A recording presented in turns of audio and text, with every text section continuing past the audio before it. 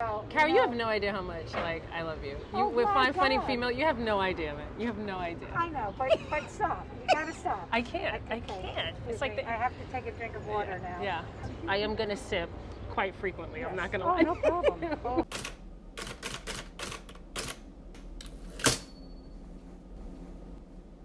Oh. This is the first episode of Comics Like to Wine. I'm your host, Sean Gooden, where the best comics in the world, I said it, I claimed it, meets the best wine in the world. That's right, I said it again.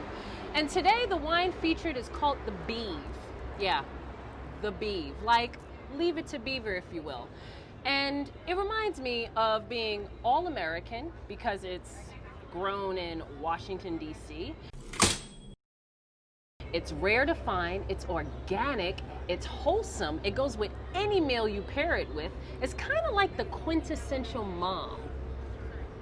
Kind of like a national mom. Introducing the national mom herself, Carol Montgomery. Wow, that Round was of great. applause. Wow, Round of applause. wow, I practiced that. Was I practiced that in the That shower. was very good. I was going, where is she going with it? Oh, that was okay. Come on, it was a nice. It was a nice, very nice intro. It was a transition. It was a nice transition. Thank you very much for that. Where is my wine? Great question, LJ. So you're talking about three grapes coming together that add up to something you never knew you needed all your life, all right? You've got 𝙲𝚘𝚘 giving you this really great floral nose. You've got 𝚘𝚘𝚒𝚑 giving you this really great, soft, luxurious palate. You've got Riesling giving you acidity and structure. Okay, great. Let's make it into an orange wine. There's the umami. Let's make it bubbly. There's your lift. So now you've got something that's great with anything from Vietnamese to soul food all in one bottle. So Carol and I met in 1983, the year I was born. Because I knew I was born for greatness and to meet great people. I'm joking. Totally joking. Okay, so Carol and I met, where do we meet? Fine Funny Female. Yes, and it was an off-Broadway production. Yes, well, but Fine Funny and Female was more, you can come in. Oh, here goes one. Thank you so much. Oh, here goes the Beav. The Beav. The Beav. The Beav. Also my porn name. Can you see us? Carol, if you don't... I just want to make sure, because this is such a giant bottle. It is. It's very... Of wine. Well, in the beginning it looks big, and then you pull it out, and it's not even that big. Well, isn't that the truth with everything? There you go. Okay. Ba-da-bum. Come on in. And a Cheers. toast to funny ladies. Funny ladies, always funny ladies. Oh, that's nice. That's very nice. See that? I'll be staying here the rest of the day. Just have an Uber come get me after the second bottle. Exactly.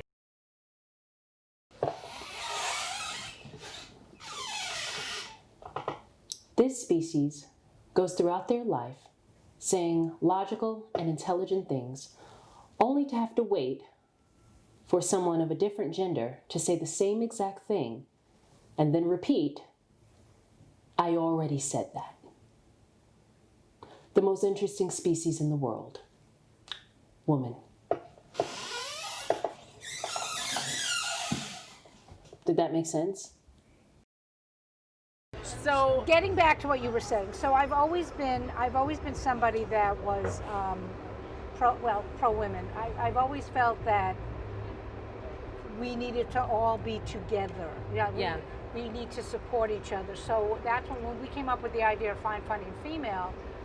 You know, it was just another way to make good, pretty women who, because when women are attractive, one of the things you always get from, especially in stand-up, you'll hear, well, you're too pretty to be funny. Yes. So that's one of the reasons why we came up with the show. And the reason I came up with Funny Women of a Certain Age was also, once you lose your attractiveness, it gets even harder.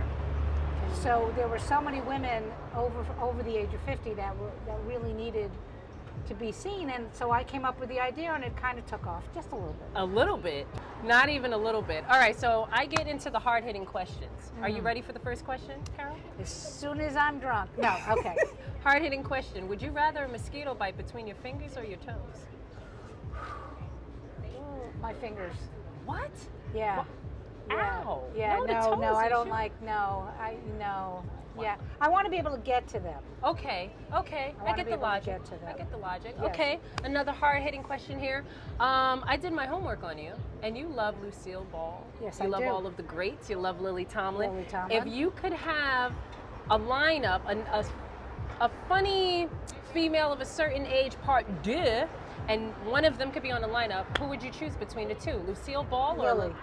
Lily? Yeah. Why? Well, Lily's, even though Lily is a character actress, she's Yeah. more of a, she came up in the stand-up world in the 60s. She's still as funny and as vibrant as she was in the 60s. That's you know, very so true. I would, she is, I've already put that out into the universe because I'd love to have her be part of the show. That would be amazing. I would love to. I would pay any amount of money to see that. Yeah. Like, well, she's a I don't have legend. any amount of money, but I would pay her. But I'd pay her nicely. You know, I mean, All right, second question. They say great parents learn from their children. You have one son. one son, 28 And years old. yes, 28, and he is a musician. And he's single, ladies. He's single. Oh, singletus. What do you admire most about your son? He keeps me grounded. He's like my Yoda. He's like my baby. He has been my Yoda since he was a little boy. Wow. And he's taught me more things as a youngster. Just like, for example, so when I was living in Vegas I was in a couple of burlesque shows. Yeah. So I basically given up going on the road as a stand-up to do this. And I had said, I used to talk about how I miss being on the road. And at one point I was walking him into school. He was probably in the first or second grade. And he goes, Mom, I think it's time for you to go back on the road. Are you serious? Yeah, it was like in first or second grade. And I was like, why do you say that? He goes, because I'm good, Ma. You don't have to worry about me. I'm good. Kids are amazing. Yeah. Well, that leads me into the other homework I did about you, your Las Vegas stint for 10 years, yeah. and having to do sets in between burlesque shows. Do you have any funny, stories? You have to have at least one. Well, I have plenty. Okay, so both of the shows were what they would call topless reviews. Topless reviews. Topless reviews. So the girls were, they actually had costumes, but they just didn't have tops. Okay. So, so my favorite story is that, I'd been there a couple of years, and the girls had gotten used to, I was on for 10 minutes. So they knew that when I ended with this certain joke, Yeah. it was time for them to get into places. Makes sense. And one day, just to fuck with that, I decided to open with the closing joke, and I could hear them in the back. Nobody else. Oh I my heard them in the back gosh. going, "She's getting off stage." Nobody had listened and thought, "Oh, she." And they sounded like a herd of cows running up on the stage. Just and then titties on stage. And Carol. and when they realized what I had done, they were all cursing me out behind the back. Nobody could hear them, but behind the curtain, you heard them going, "You motherfucker, we're gonna kick your ass." It was great. It was a That's how great you moment. do it. It's a That's great how you moment. do it. Oh yeah. I'm just literally picturing a herd of titties. Yeah. I never well, they thought I would never ever. moved because they were all fake. Wow. Yeah. Yeah. Wow. Yeah.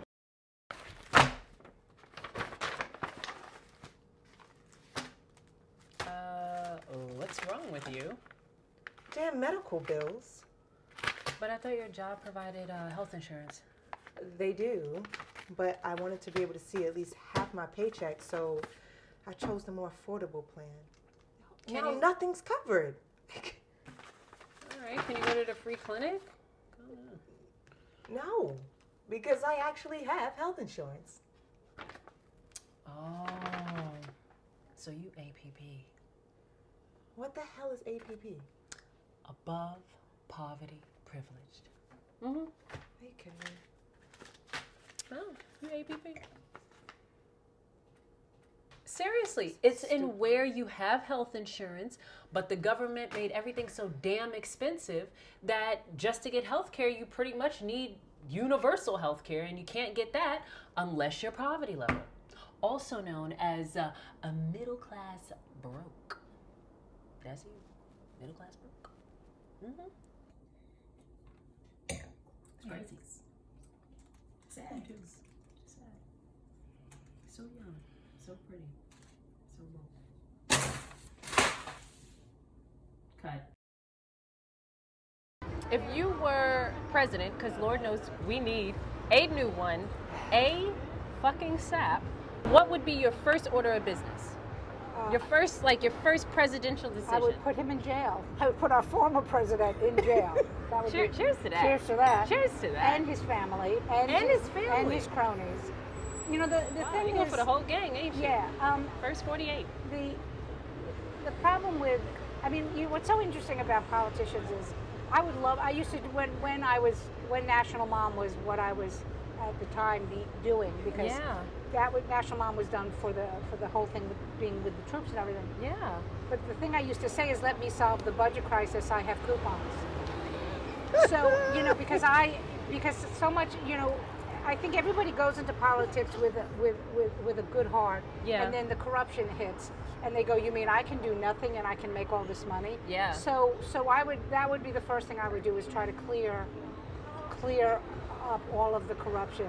That everyone should be able, the common things we want in life. You should be able to have a roof over your head, be able to feed your family, be able to take, you know, if you have a problem medically, you should be able to go to the doctor. Exactly. You know, without it, there are people right now not going to the doctor because they have to save the money for something else. Yeah.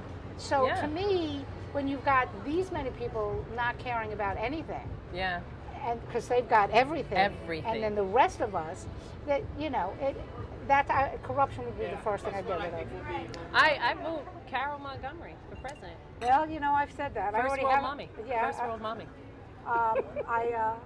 Women always get shit done. But that's the thing. Women always get shit done, and that's why there hasn't been a woman president, because we always get shit done. Right. It's like, how do you not? Of course we get everything done. Do you know that I used to do, like today, for example, and this was not a busy day for me, but like today, okay. So I did laundry. Okay. Okay, and then I had to go run around and do errands. I ran around and did, I had to go get medicine and this and that, and then I was like, oh, I'm not going to be home for dinner. Not that I'm a wife like that, but I make dinner for. I was like, oh, let me go grab something for my husband. So I went and did that, and then I worked on the computer, got ready to come here. You know, that's what women do without even thinking. My husband, who I love with all my heart, had to do something today on the computer that he couldn't figure out how to cut and paste. So that is, I mean, that should be the first question for any politician. Can you cut and paste? Can you cut and paste? In our case, can you have a complete sentence? Yeah, well, yeah. Hi, how are you? Yeah, no. Not good. No. Not good. No. You dropped your ACDC. That's right. Safety first. Safety first. Rock on, rock hard. I actually went, my husband, I had never seen them, and we went back in the day when you could go to concerts.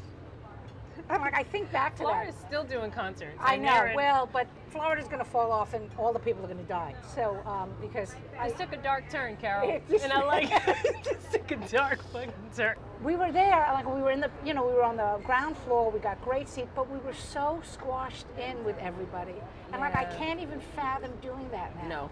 Yeah. But that was one of the greatest concerts I'd ever been to. And my husband took photos of me, and I look like I'm a little kid, because I'm like this. Last concert I went to was Erykah Badu. And she had a moment where she literally said, okay, everyone, pull out your joints, let's start smoking. Wow. And this was in, what is it, the Barclays? Wow, that's awesome. And I was like, you know what? My last concert before this was Bobby Brown. This is pretty fucking legit. So I was doing really good. I don't even want to know why you went to see Bobby Brown, but that's okay. I understand. Thank you. I understand. I appreciate no judgment. Okay, so last question, because we're all about wine. I know your favorite drink is a margarita. You're sipping on wine right now. Yes. But if you had to be a drink, an alcoholic drink, and you had to describe the ingredients based on your characteristic traits, what would the drink be, and what would be the ingredients? Well, the first thing would have to be bitters. Oh, okay. Because I'm a bitter human being. Wow. Didn't see that with the whole Florida statement. Yeah. No, not at all. It would have to be bitters and then honey, because I'm so sweet. Oh, nice. It would be tequila. Okay. And this is going to be so weird, but I tasted the syrup, and I decided that one of my friends made a lavender simple syrup. Really good. So just tequila, lavender simple syrup, and a couple of ice cubes. Cheers. And that would be the... We'll name it the Carol. The Carol. I like that. Yeah. Well, I don't know if you want to put the wine down for this, but now's the time for your shameless plug. So you got to tell us and the world what you're doing right now when it comes with comedy. Okay. Well, so like you mentioned at the beginning of the show, I created the show called Funny Women of a Certain Age. Yes. Which features female comics over the age of 50 years old. We do it as a live show. We have a monthly residency at the Crane, which is in the Lower East Side of New York. But we've done 2 specials for Showtime. Yes, yes. 2 in 1 year. That's impressive. Yeah, That's pretty impressive. No, it is. I'm very proud of that. I mean, we found this out when we were promoting the second special. The first special was Showtime's highest rated comedy special of 2019. So, yeah. You better cheers. Cheers. So that was Look at pretty you. exciting. And then the second special, of course, premiered the weekend that we went into lockdown. So the ratings went through the roof also. So fingers crossed, they give us another one. The way things are going, I won't have a moment of sleep in 2021. You can walk by. Thank you. Go ahead. Only if you give me some of your yogurt. No, okay. Figured I'd ask. Don't talk to strangers, Carol. Well, it's not me that should talk to strangers. It's the children that shouldn't talk to the Oh, yeah, strangers. that's true. Yeah. You talk to strangers all the time. I do. A crowd of them. Well, and make them laugh. not anymore, because we're in a quarantine. Yeah.